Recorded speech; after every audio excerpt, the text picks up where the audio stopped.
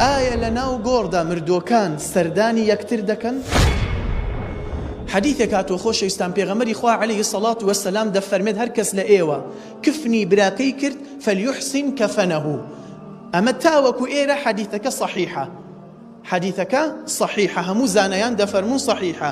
هەر کەسێک کفنی براکەی کرد با کفنێکی تازە و چاکی بۆ بکە.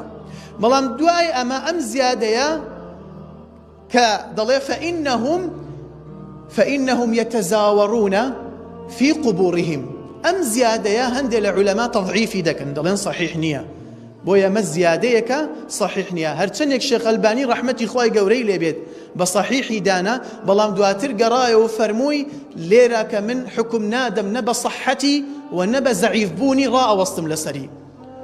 بە هەر حاڵ ئیمام ابن القەیم لە کتێبی ئەڕوحە دەفەرمێت ڕوحەکان دەبنە دوو بەش.